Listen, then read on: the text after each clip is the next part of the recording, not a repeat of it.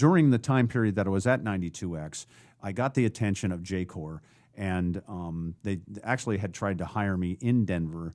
That did not work out. They had come to San Diego. They had purchased 91X, and I obviously had been here, know the market. I had their attention. They knew, at least in their minds, thank you very much, they thought I was a good programmer. And they called me up and said, "We've screwed 91X up. Please come and fix it." All right. Well, that's a great way to come back. That's a great way to come back. So let's talk about that era. That was like 97 through 2003. Yep.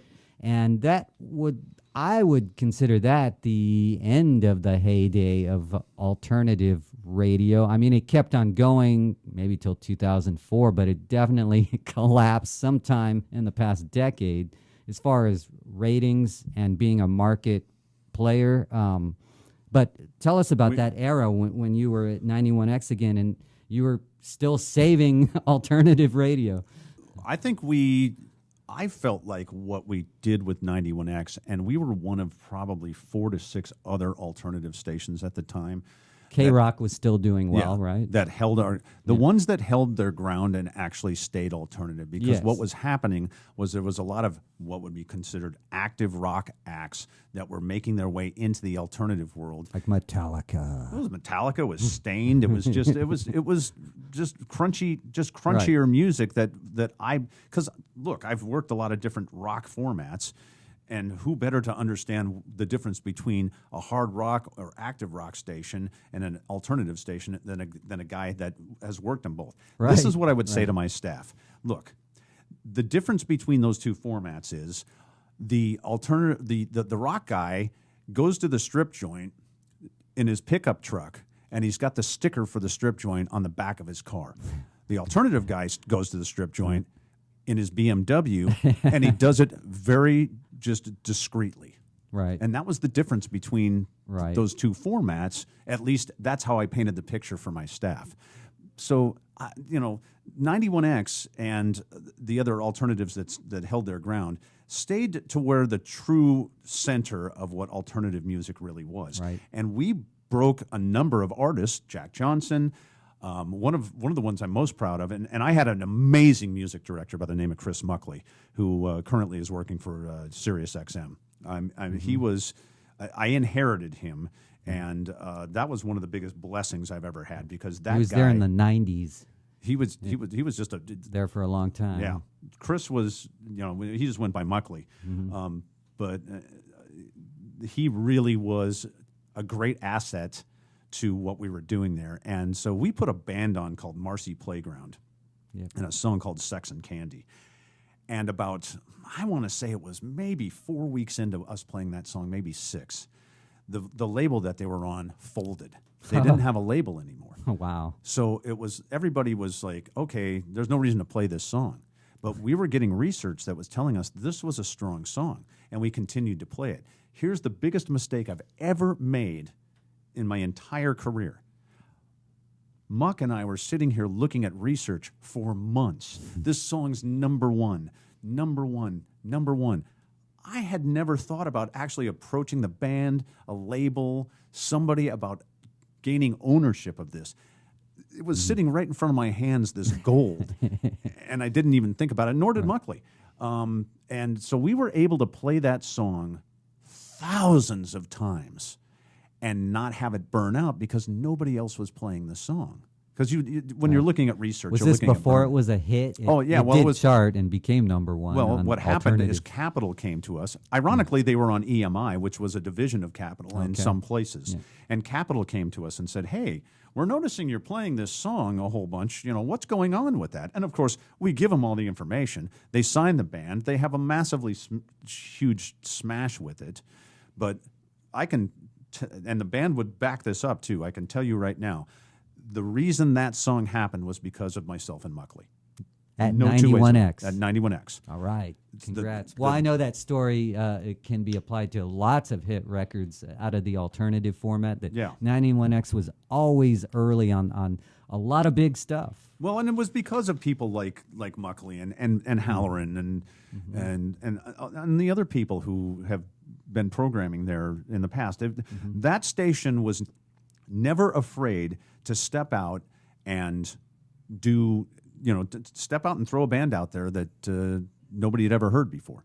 And I will say that the audience of 91X was always open to hearing something new and different. And there were a lot of things we threw on there that became big pop hits. I mean, we played Sugar Ray Fly right. before anybody was playing that song. And Sugar Ray, if you know anything about Sugar Ray, their first album was almost a metal album. They were called something else too, huh? I don't recall not as maybe even as a metal band, but you're right. They did Smash change. Mouth. We were the first on Smash Mouth. There were a lot of bands that ended up being kind of pop 90s bands and early 2000s that we would, I think we played Torn by Natalie Imbruglia, Kiss Me, Sixpence None the Richer. Yeah. I mean, songs that you would not necessarily relate to as 91X songs. Right. We would get on those. I mean, Halloran put, Jewel on there. Right. Became huge. 15 million albums. In a lot of ways, I felt like 91X was partially AAA and partially alternative. But I was too when I programmed Quad in Sacramento. I thought of it as not just an 18 to 34 format, but more of an 18 to 54. But you were in doing that in that same time period. Yes, in the 90s. You were one of the stations of those 4 to 6 stations I'm talking about that stuck true early to mid 90s. Yeah, 91 to 96, and it. Yeah, a lot of it. I was looking at 91X's playlist the whole time as a prime indicator of what we should be doing. We had great success during that time period. I credit all of the people that were working around me because I had the best staff. I do believe I had a good plan, but you have to have the people to execute it, and I had that staff. So from 91X, I ended up going back over to KGP briefly, and then I ended up in Denver again at a station called KJAC or Jack FM. Jack FM was a format that was an all-inclusive type format that was centered in the 80s, but it was basically, the way it was put is the thing was a mile wide and an inch thick. It was hit records. Right. Basically, if you think about it, what top 40 radio back in the day was based on. But leaning more toward pop rock. It was pop and rock, but there was some R&B on there. There were a lot of different things, and it was very successful up in Canada. Was Prince on there? Okay. Yeah, absolutely. And it had great success in Canada. So basically, what we did is we took it and we Americanized it, and that was a lot of fun too. And that was the first successful Jack station in It was America? the first one that I don't know if you can call it successful. Our signal was not huge. We did well, but it had trouble penetrating all of Denver.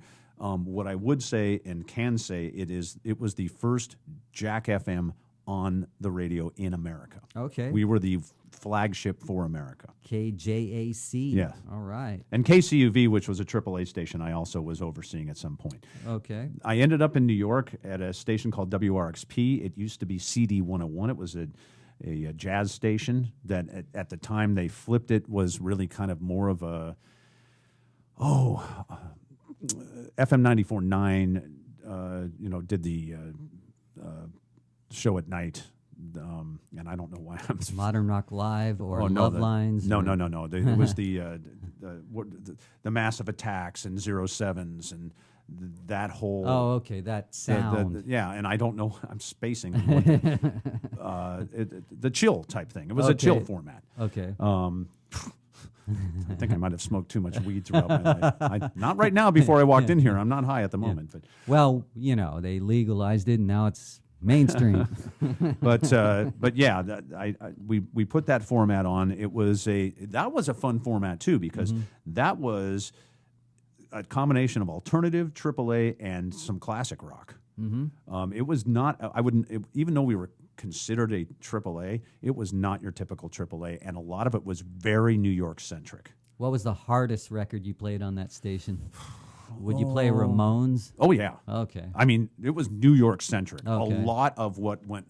We were playing the Ramones. We were playing a lot of New York punk. Okay. Like think of any New York punk band from the late '70s and into the '80s. The Dolls. like you said, the Ramones were definitely a big part of it, and we were going a lot deeper into Ramones stuff. Television, they Yep. were mellower though. Absolutely, but any if they played CBGBs, Okay, so Talking Heads were on there. yep, if they played CBGBs, they were on this stage. It was very new. It was New York's rock experience. That's what we called it. Okay.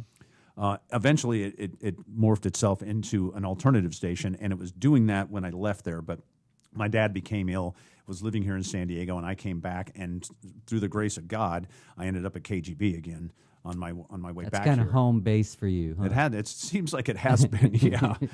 So I spent 3 years there, 2 of them doing mornings with Co Lewis, which I really enjoyed doing. I love doing mornings. I've done mornings at a couple of different places, but the circumstances under which we ended up doing that were not necessarily the best, and I won't go into that. But I spent 3 years there, and then I went to work at KPRI here in San Diego, which was a quote-unquote AAA, but all the AAAs I are listened a for a different. while, and it was cool because the signal was good where I was, Escondido. Yeah. And so I like that station, but it, like so many alternative or AAA stations, it no longer exists. No, unfortunately, they ended up selling that station, and it isn't there any longer. So I was there until 2014, and then my now ex-wife took a job in Austin, and I stepped out of the AM/FM world. Well, I shouldn't say AM because I've never worked for an AM, but I stepped out of the FM, the terrestrial radio world, and I ended up being contacted by a friend of mine who was working in the marijuana industry with a marijuana entertainment. It was like it was called weedstream.com. So he wasn't there was no selling of weed other than trying to get advertisers for it. And there was no real pushing of weed. But Was it like Snoop Dogg's site, which is an encyclopedia of weed? I would say it probably should have been that, but it wasn't. Okay. And he employed me to come in and put a weed. He had a weed radio station. He had me come in and kind of shore it up a little bit. But shoring up that station meant that we were playing like 1,200, 1,400 songs, 80 to 90% current recurrent. 500 current recurrent songs. I mean, I was so dialed in on alternative and indie rock at that time. That was an absolute blast to do that.